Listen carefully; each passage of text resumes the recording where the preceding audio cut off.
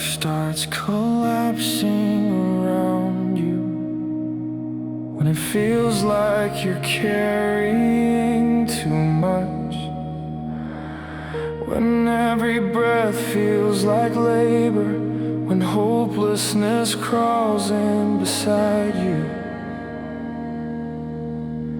That's when suicide starts whispering its name. It sounds like peace, but it plays a cruel game. It's not always that life is unbearable. It's that you've been forced to measure your worth by things that were never meant to define you, by numbers and noise that don't speak what's true. The material world teaches dependency on money, on image, on approval. And when those fall apart, it convinces you that you have fallen apart too.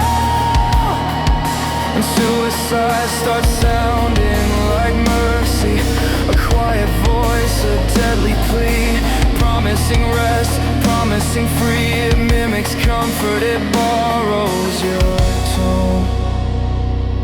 It tells you you're safer if you're gone. That's the lie. The attachment to what fades feeds the suffering. We cling to control in a world built to change, and we break when it breaks, like glass under weight, like hearts under strain, trying to outrun invisible pain, trying to fix what was never yours, while life keeps locking the fucking doors. But every hit that drags you lower builds something harder to destroy. Every loss teaches endurance that comfort never could. The pain that strips you bare becomes the reason you grow. You don't see it while you're in it, but it's shaping where you'll go. The change begins when you start asking what truly sustains you, not what comforts your body, but what feeds your being. Maybe it's love between you and your animals. Maybe it's someone who still feels like home. Maybe it's the quiet between chaos, where you feel your pulse and remember you're human. Where truth cuts through fear, and you start to see clear. You start to remember what's worth the climb, what still feels holy, what survives time. Hardship isn't punishment, it's pressure that forms direction. Pain burns away illusion until only what matters remains. You were made to stay broken, you were made to rebuild. Even the endings plant something real.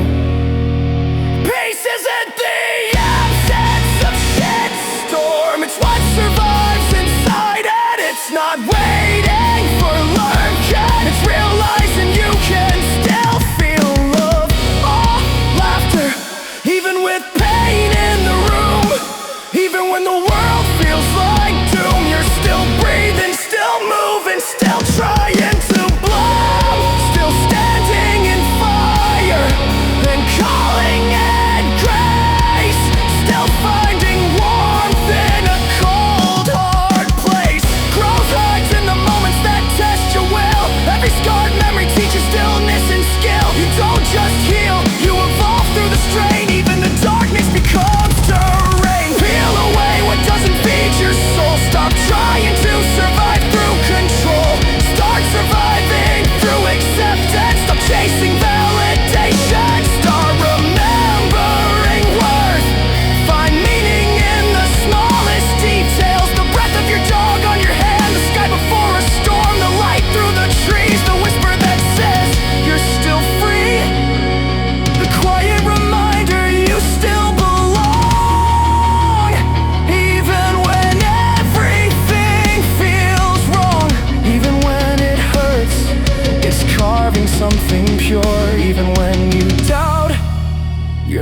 still being steered.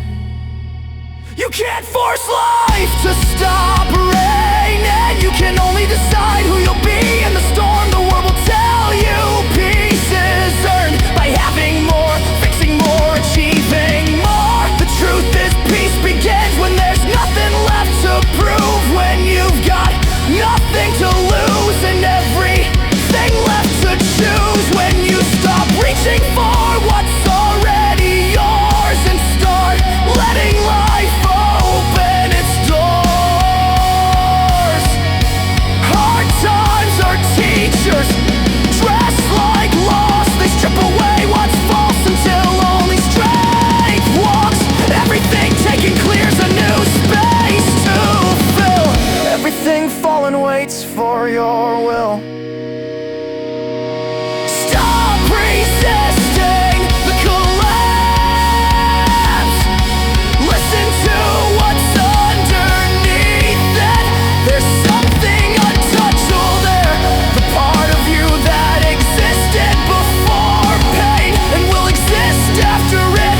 That's your soul, the quiet witness that survives every version of you that thought it couldn't. The part that whispers you still shouldn't. The part that knows what hurt can teach and what your hands can still reach. That's the unbroken center that's always stayed, the part of you time never betrayed. When you learn to live from there, you stop being at the mercy of the storm. You become the calm inside it. And suicide, it doesn't have to be the ending. There's still magic in life, even if you've forgotten how to see it.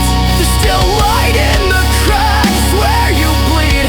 Still something inside that refuses to concede. Still love waiting, patient, quiet, true. Still a reason the world keeps calling you.